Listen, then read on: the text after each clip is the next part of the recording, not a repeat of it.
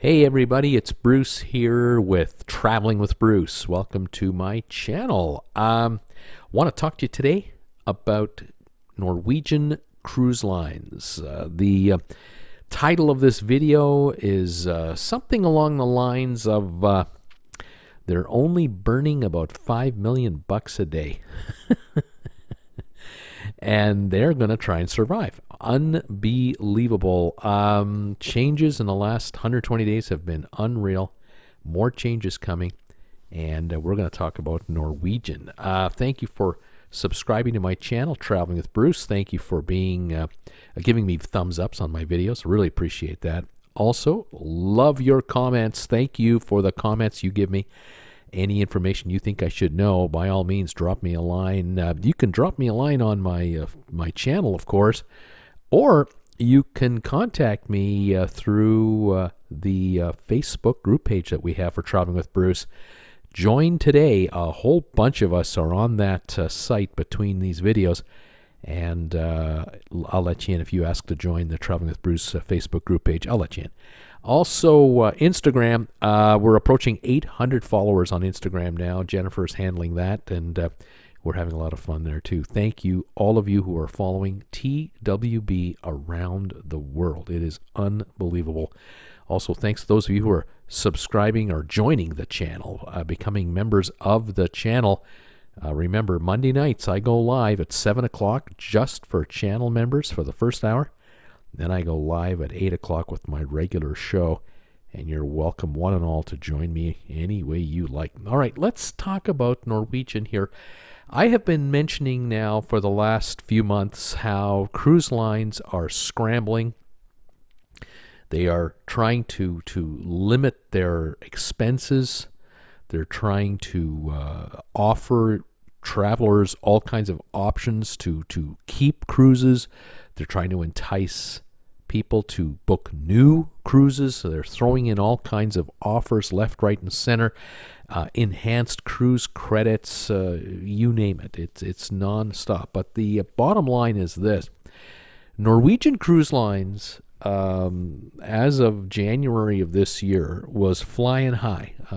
They own 3 cruise lines. They own Norwegian, they own Oceania, and they own Regent Seven Seas. All 3 lines were running at record rates, high occupancy numbers, good daily fares.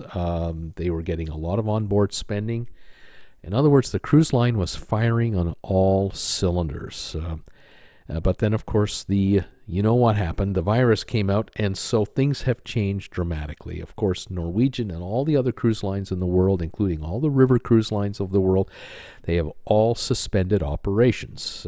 They did this all voluntarily at the beginning to do a 30-day shutdown, and let's just see what happens. But as the days have gone by into March now and April, it's obvious that this shutdown is going to be longer, and the so-called recovery and the coming back of cruising is going to be different. I mean, there are going to be changes when we, get back on cruise ships. We still don't know exactly when cruises are going to begin, but Norwegian has in the last week now announced that they're hoping to restart their cruises in July.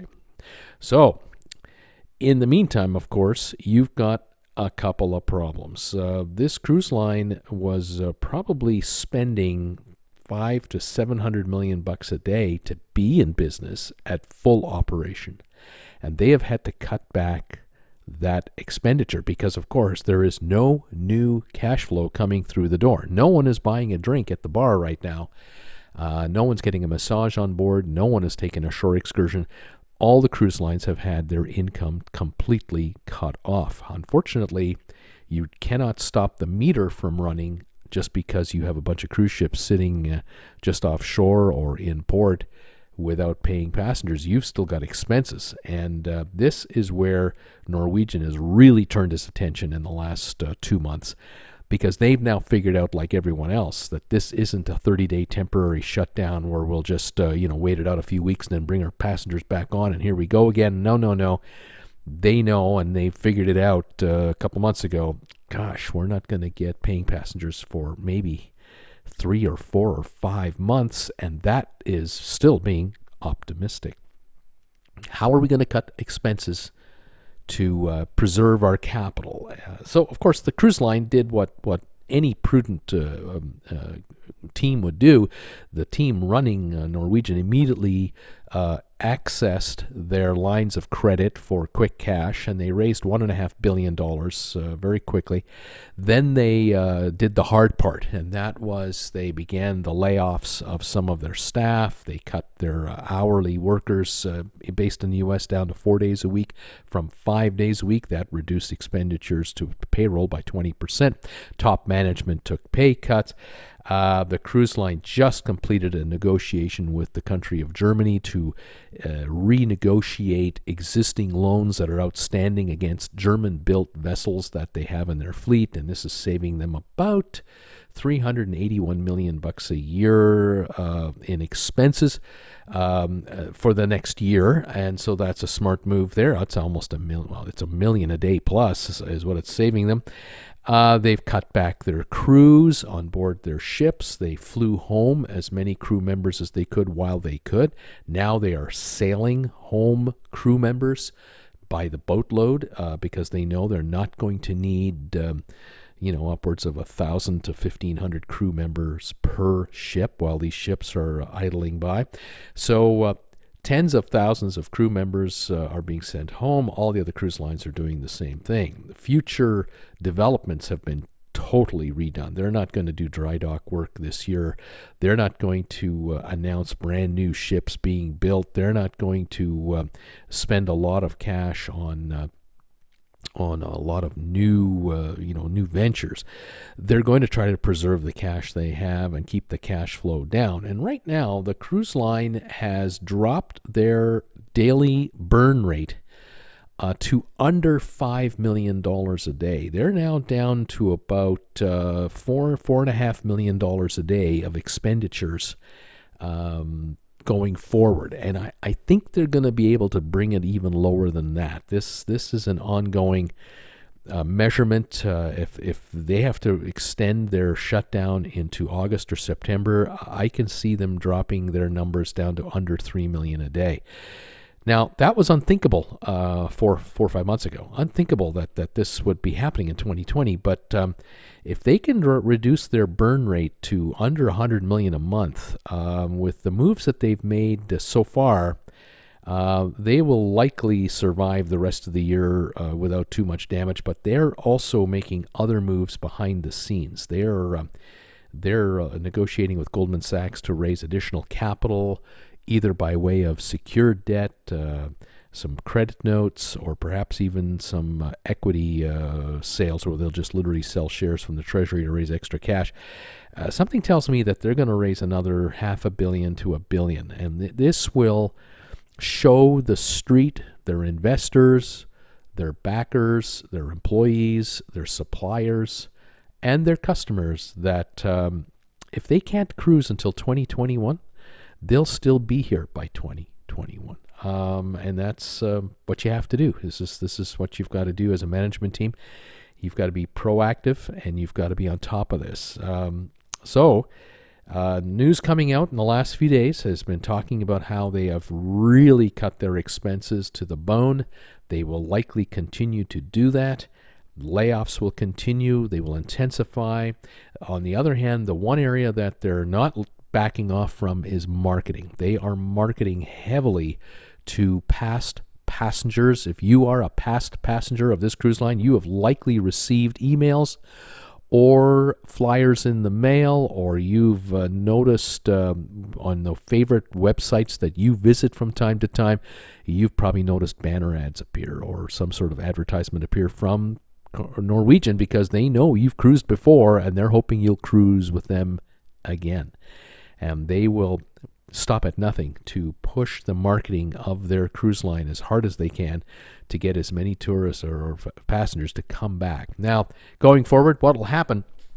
There's a lot of talk right now about what will a cruise look like when you take a cruise, say 6 months from now, a year from now. I can tell you from what I'm seeing and hearing and reading, there will be dramatic changes. You're just not going to see on the pool deck loungers lined up right beside each other like before, where there was maybe a 6-inch to a 1-foot distance between loungers. You're not going to see that anymore. You are going to see loungers really spaced out. I can see the top decks of cruise ships being altered so that there'll be more lounger room available, but on a spread out basis with windbreaker type plexiglass dividers up on the top decks to reduce the amount of wind going by. I can see distancing. Social distancing is a big deal here. I see envision the casinos being opened up so that they won't have 300 people or 500 people in a casino. They might only have 150 to 200. They will have either fewer slot machines or much more greatly spaced out slot machines. Same with gaming tables and these types of ideas. The restaurants, I think that the main dining room will become much more roomy. I think especially restaurants will become much more roomy. Fewer tables, more space between customers. Let's say the entertainment, the main showroom, they may either remove seats to literally take seats out, and you'll have a 1.5 or 2 feet between seats. You might have rows being reduced. I'm trying to envision in my mind what can they do with contractors to really take stuff away. I mean, they're just going to they may limit the number of people on board a ship in any event. It might be that the new normal is 60 to 70% occupancy, and they'll call that 100% occupancy. That might be the new game in town, so that instead of having 3,500 people on a ship, you'll have 2,500 or 2,600 on a ship. Instead of a 4,500 passenger cruise ship, you'll have a 3,000 passenger cruise ship. Instead of the largest ships at sea with up to 6,000 passengers, you might only have 3,800 to 4,200. I really can see this as a marketing tool. I think the cruise lines will use this as a marketing tool to promote the future of cruising. Because at the end of the day, folks, when it comes right down to it, you can take a 1-week holiday to Disney World, Disneyland, Universal in Orlando or Los Angeles or any of the worldwide locations. You can take an all-inclusive 1-week holiday or 10-day all-week or 2-week all-week to various countries in the world like Mexico, Dominican Republic, Cuba if you're from Canada or Europe. But at the end of the day, social distancing will become the new normal. And it might cost us more per person to take a holiday than ever before, which then brings the value of cruising back into the fore, because before all this happened, the best deal for a vacationer to get 5-star features from a vacation with pretty decent food and entertainment and everything else was a cruise. Going forward, if resorts, all-inclusive resorts go from, say, 2,000 occupancy to 1,500, they're going to have to raise their prices. Cruise ships, they go down to a lower occupancy, they'll raise their prices accordingly, but they'll still be the best value out there. And there is such a deep amount of loyalty towards cruise lines from die-hard passengers who've done dozens of cruises over the last number of decades. To shake them out is going to be real tough. And if cruise lines can show their passengers how they've spread out the population on a cruise, perhaps there are no inside rooms anymore. Ocean view rooms might be fewer and harder to find. The norm will be balcony suites or balcony cabins.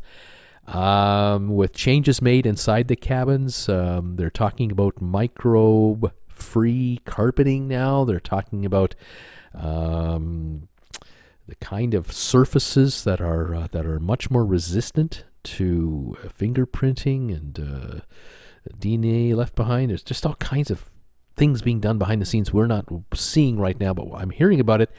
Hallways, there might be changes made.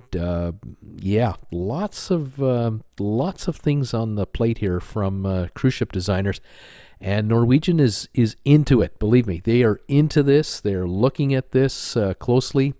And if the cruise lines can reasonably afford to make these kinds of changes, along with social distancing changes, cruise lines like Norwegian will be around, and they'll be cutting edge. They won't be followers. They'll be leaders.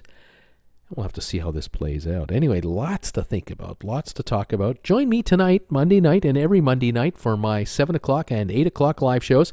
7 o'clock for sponsor members, 8 o'clock for anybody. And pop in and say hi. Join me and the gang as we talk cruise ships every Monday night. In the meantime, everyone, please stay warm, stay safe, stay healthy. We'll talk to you later. Bye for now.